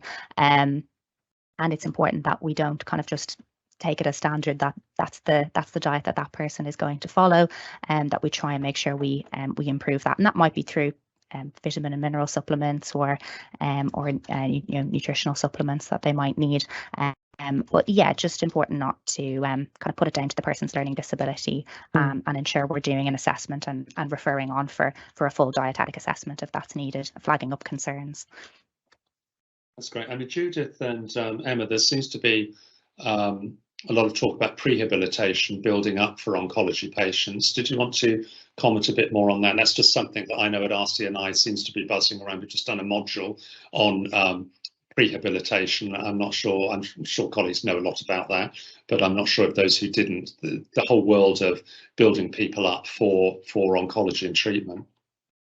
Yeah, I think that's a really valuable point, because for whatever treatment you're going to be going for, whether that's chemotherapy, radiotherapy, surgery, you want to really be in the best nutritional state. And looking at the evidence and all the research, patients get the best treatment response and the best outcomes really when their nutrition is better. I think when patients are malnourished or they're really struggling orally and they're losing a particular amount of weight, that does impact on treatment response and outcomes. So I think trying to highlight patients that are at risk of malnutrition through the MUST tool, through screening, and trying to follow processes and local guidance and refer on to dietitians where appropriate. I think that's really important, because the earlier that we can see patients, we can make more of an impact versus having patients referred at a very late stage where they might have lost a really severe amount of weight. So I think it's really important when patients are screened, they are signposted and referred on quite promptly, so that they can get that prehabilitation and that input at an early stage. That's great. I'm just looking at, it's amazing how people have so many different questions around this whole area. Alex, this may be one for you. It may be, well, I think all of you could answer this one, but I'm guessing Alex, Anne and Liz may comment on this one. This is about textured food and the lack of excitability, I suppose, is a layman's term for with textured food. I'm just looking at my notes here. Unlimited choice of textured food, really, and where that's going, because I think Anne was talking about protein added to ice cream, etc. Is textured food getting any better, any more exciting? Oh, that's okay. You go first, Anne. Yeah, I mean, there are manufacturers now of meals. I mean, obviously they come at a cost. So there's the meal manufacturers who provide texture modified meals that really mimic how food should look on a plate. I do know that some of the companies as well, including the companies sponsoring this event, have supported chefs to do cookery workshops for people requiring texture modified diets, to show them how you can make a nutritious pureed blended diet. Obviously, I don't think some of the other dietitians might want to comment about whether those meals are becoming available in supermarkets, but certainly there's like meal delivery services, home meal services, that now do very nourishing pureed meals that look appetizing and have 500 calories and protein added, and they're fortified. But yeah, and they can be frozen. And I always think they're useful to say to patients, you know, there's put a couple of those meals in the freezer and mix it up. But also a lot of dietetic departments will have advice for individuals on pureed diets, you know, not just putting all the ingredients into a blender and everything comes out a murky brown, but actually blending each component of the meal. And you've got some really nice little individual blenders that come at low cost that you can get from Argos and on Amazon. They're like £10, and you can blend, you know, just small amounts of food. But yeah, dietitians will have lots of tips for patients normally. So again, connect with your local dietitians. Yeah, I mean, seeing these patients regularly. Sorry, Liz. From the acute perspective, so honestly, there are lots of companies out there who do for community who do wonderful dishes. From the acute perspective, I've been working over the last few years with caterers nationally, and there's lots more out there than there was. In fact, if you look, a lot of the meals that come out from mass produced now actually are shaped. So our purees, for example, if we have sausages, peas and mash, the peas will actually will look textured like peas. The sausages will look like sausages. What I would suggest is, if you can, and I've done this, is actually if you're a hospital-based nurse, see if you can actually go to a food testing, because the only way you're going to be able to encourage your patients to eat it is if you've tasted it yourself. Now, I have tasted puree food, and it is good. And what I'd also say, if you're helping patients eat these meals, don't be tempted to mush it all together. Don't forget to tell them what they're eating. So because they can order, a lot of the patients can order it. So you can say, right, so you've ordered beef casserole today, peas or carrots and potatoes. What would you like first? I'll give you a bit of beef and I'll give you some carrot with it. So it's kind of, we eat with our eyes as well as our mouths. And I think a lot of it is some positive reinforcement. So yeah, go and try the pureed food. I don't know what comments I'm going to get from that, but I've certainly tried it and it's actually not bad. Okay, I'm just aware of picking up some questions. The question has been asked, can sarcopenia or muscle loss be reversed? Who wants to pick up on that one? I suppose this is linking as to how serious it is, really. Anne, do you want to dive in? Yeah, shall I go? It depends. Yeah, I mean, there's some really fascinating studies coming out from Rondinelli about a year or so ago. Emmanuel Chirada's just about to publish some more work in this area, showing when you intervene with often high protein, you need high protein, whether that's through, you know, their food or through supplementation combined with activity, and some of the activity was you know, at a very low level. We're not talking going down to the gym, we're talking like sit to stand, which you could do in a hospital setting with adequate staff, but also for patients at home. And yeah, we did some great work with the physios locally in a hospice where the physios have a gym. And they see sort of 5 patients at a time doing a gym session. I had my clinic next door doing the nutritional advice. And, you know, just it sounds very anecdotal, but we saw improvements in patients who are palliative. So they're not end of life, you know, they're not in the last month of life. These are patients with a you know, cancer or heart failure or COPD, where we combined activity in a gym, taught them some exercises, combined with a high protein diet, supplemented with oral nutritional supplements if they were needed. And yeah, we saw quite significant improvements in hand grip dynamometry and just their everyday function. And I think for all of us as practitioners, if we're giving dietary advice, we should probably be looking at it in conjunction with activity. That's the big message coming through now, you know, adequate protein, because that's the nutrient that often is difficult to achieve. So it's high protein combined with any sort of activity. And if you just think of the OTs, the occupational therapist a number of years ago did the sort of pajama paralysis sort of campaign. And if you look at the impact, you know, there's a physio, Andrea Meyer, who did a study She's at the aged centre in Singapore, but they looked at the impact of the pajama paralysis sort of campaign on activity levels in people in hospital, and they went from doing 10 steps to, you know, maybe doing 100 steps, and yet we talk about doing so many more steps for our health. So, you know, I'd say keep your patients as active as possible in what's feasible for them. Combine with the protein, and then you conserve muscle and hopefully slow down muscle loss if they've got a condition where they're prone to losing muscle loss. And I'd say, yes, we're seeing more and more studies saying it can be reversed depending on where they are in their trajectory of their condition, in their journey. Does that answer the question? I don't know whether Alex wants to add to that too. Anybody else want to dive in on that one? The only sort of thing I wanted to add on to that, really, I think that's, you know, that's really useful, and that evidence is really, you know, interesting to listen to. And I think when we were talking earlier about the objective measures of height and weight and BMI and those sort of calculations, if you like, often the thing that I often ask patients is just how are you feeling? Because if your weight isn't going up that significantly, there's such a focus on that weight gain, but actually sometimes it's just down to whether they were able to do that a little bit more that day, you know, and that's a nice and important focus for them, because that's what your aim is, to get them not only putting on weight but also able to participate more in daily life and just how they're feeling in themselves generally.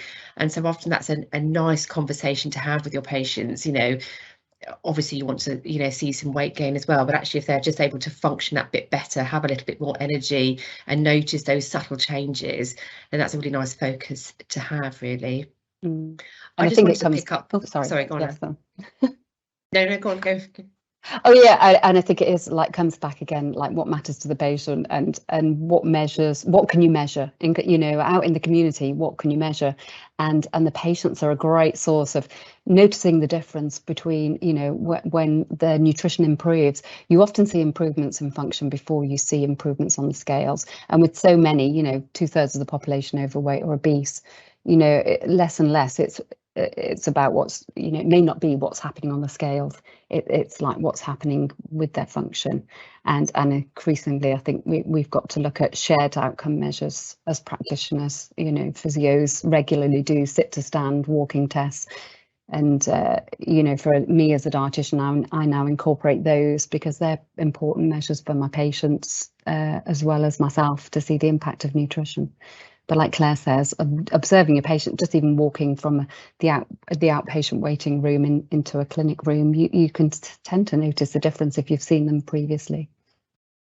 Yeah, absolutely. Picking up on points about vegetarian diets, vegan diets, and how that fits in, because people are asking about questions about getting the protein in patients who have particular lifestyle choice diets. Is that a challenge? Can we work with that very positively? Shall I take? Do you want me to take that or not? Yeah, it's interesting that this came up at the European Congress. Actually, we're now seeing the emergence of plant-based nutritional supplements because it's an unmet need. And we have many patients who are vegetarian or vegan for cultural or religious reasons, as well as this shift towards plant-based diets, and this younger population who are choosing plant-based diets are going to come through and become our population who become you know, have medical conditions in the future, and we'll probably see an increasing need for plant-based diet requests. There are, to my knowledge, no studies that have looked at intakes amongst people who are vegan or vegetarian, specifically looked at them. And I think this is an area that needs to be studied, is to see what of our patients who are on vegetarian and vegan diets, what's their intake in hospital, in the community, when they have medical conditions that are interfering with their food intake, because likely as not, their intake's probably going to be falling below requirements. And I think the study are looking at that in older people, saying it's a cause for concern. And you really have to focus. It's not that a plant-based diet can't be nutritionally adequate in protein, but it is about giving advice about, it's really important that they mix their protein sources up. So legumes and nuts and seeds and, you know, the pulses are all really key to actually getting that protein in, and they will have a filling up effect. So somebody with a poor appetite could be a struggle, but you might be looking at protein supplementation using things like ground almond powder in a soup, or yeah. So there are ways of addressing it.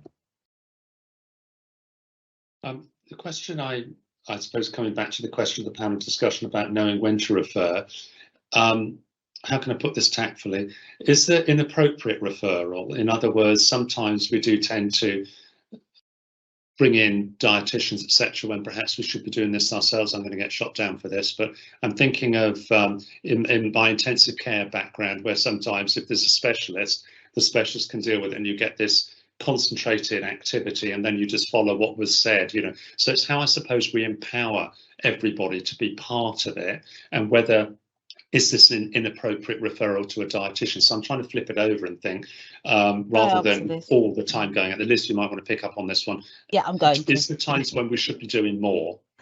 Yeah, I mean, first of all, we do not have enough dietitians. What we tend to do locally is we go on must, and our must plans are quite specific. And for the life of me, I can't remember exactly what it is, but basically we go must plan 1, where you do a food chart for 3 days, but there are ward-based supplements that you can do. We've also got posters which says how you can supplement food at ward level. And then I think if the patient loses 3 kilograms in a week, please shoot me down if I'm wrong, because I can't remember, we would then do that referral. But I've heard some of the referrals to my dietetic colleagues I work with in the department, and we will get a referral which says, doctor says, please can you come and see this patient because they're not eating. And it's like, okay, so we've got a magic wand in our office, which is actually on the wall, which the dietitians say they're going to lose to help patients eat. But again, I think sometimes it's just about giving the nurses agency to do it, because they know what to do. And it might just be that as a dietitian you go up to the ward, or I'll go up to the ward, whatever.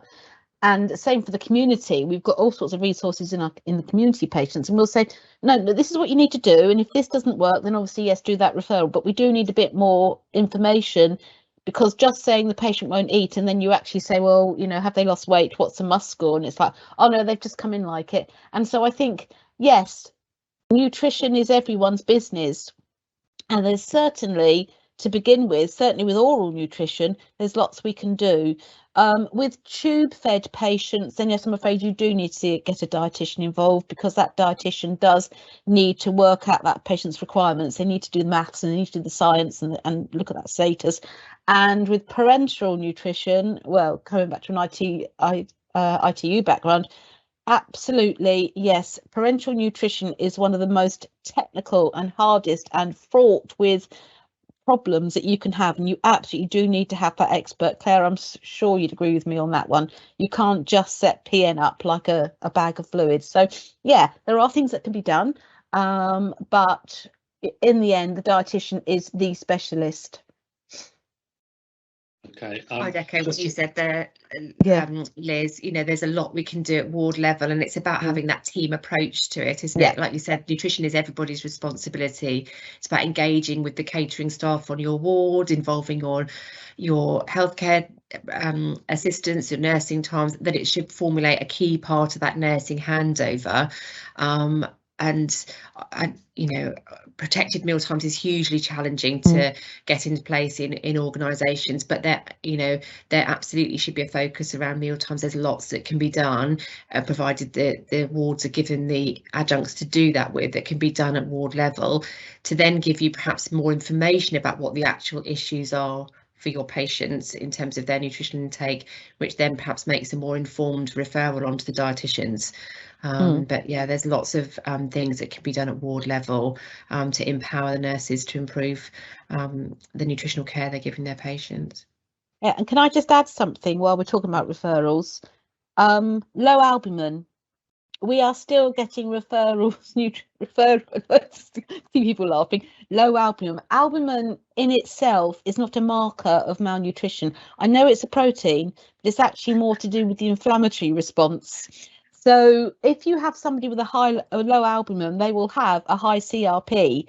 Now, I'm not saying this to nurses because generally nurses don't do this. It's our medical colleagues. We will see patients with a low albumin, but generally we want to know a bit more information about them, because if they've got a low albumin, it means they probably have got an infection, because the first thing I always do is look at their CRP, and that means they may need help and support with eating and drinking. Similarly, my other bugbear, and I know every single nurse in this room will agree with this, when colleagues write in the notes, encourage patient to eat and drink. Yeah, it's like, well, we haven't been doing that, but thank you for your wise words. So there are my couple of my take-home messages. Low albumin is not an indicator on its own. Happy to share papers if anybody wants to see them, and encouraging people to eat and drink. I really want to go. Oh, really? Because I wouldn't have thought of doing that. Linking to the idea of protected meal times, just thinking about that, somebody's made a comment about having a range of supplies within the ward kitchenette so we can provide alternatives to those at high risk of malnutrition. If they have a poor appetite, they can be offered snacks, etc. Many don't want to eat at set meal times. Yeah. Breaking that regimentation, you know, it is a meal time, we should try and get you to eat, or do you push for something out that's much more flexible than that? I suppose it's Anne's point about individualised, etc. It's coming down again to meal times, food provision still being seen as a hotel service. Yeah. And in an ideal world, it would be really great to have snacks on the ward. But I know a lot of places you have to exactly ask for them to be brought up. But having said that, you know, the food panel report and also PLACE and also CQC are very tight and firm that patients should have accessible to snacks, etc. So I agree, we should have toast and things, bread for toast, biscuits, cakes, things like that. And yeah, you're right, actually, meal times, we are very, I mean, for example, how many people nowadays have a big meal at 12 o'clock? We don't. We tend to have lunch and then we have dinner in the evening. And I know some trusts have embraced that and it's much better, but certainly there's a lot of organisations that still do that big heavy meal at lunchtime and not so much in the evening. So there's still a lot to be done that's around organisational stuff. I mean, there's lots of many questions. We're just coming to the end now. End of life care obviously is another big area to look at. Somebody's mentioned, I don't know if anybody wants to pick up on this one, about substance misuse. It's quite an interesting point. The majority of my patients are at risk of malnourishment with substance misuse. I previously read that following an episode of malnourishment, the patient should be careful about overeating. Is this true, and what are the risks? Should I be advising patients to be mindful about quantities? I suppose that famine and feasting. Yeah, I don't know if anybody wanted to comment on substance misuse and malnutrition. I really had an experience in that. I mean, the only thing I can think that you're referring to is refeeding syndrome, which is after somebody has not been eating or been starved, fasting almost. So somebody who alcohol or drugs may well be in that category. And actually, alcoholics and people who do substance misuse do have a higher incidence of refeeding syndrome. And refeeding syndrome was something that was really came about in World War II, when they noticed that the people that had kind of been starved for years, you know, for ages, they were coming out eating normally and they had a massive drop in their electrolytes like phosphate and magnesium, and became quite unwell, cardiac arrhythmias, in some cases actually died. So my answer to that would be, if you've got somebody that comes in, or if they're in the community who have fit that criteria, you do need to have certain bloods done. They're called refeeding bloods, and they are phosphate and they are electrolytes, various electrolytes, magnesium, etc. So yes, it is a risk, and it does need to be managed, and it does need to be managed by a professional, a healthcare professional. So your GP and your dietitians again. I don't know if that answers the question. No, that's great. Thanks, Liz, on that one. I'll start rounding things up. I know people have been asking about the slides. I'm kind of juggling things all at the same time, so I'll ask the technical team to perhaps put a message as to whether those slides will be available to people, because I think people were very keen to grab Anne's slides as well, and all your slides. because obviously there's an awful lot of information coming through. And we've just had a message that somebody's going to go trotting off to do a taster session with pureed food. So you've inspired somebody to go and do that. But also, I thought an interesting point. I know, absolutely, we're all getting hungry. And I think the other point that was raised was it's excellent for student nurses as well to be involved in that and to really, you know, experience what patients have to experience.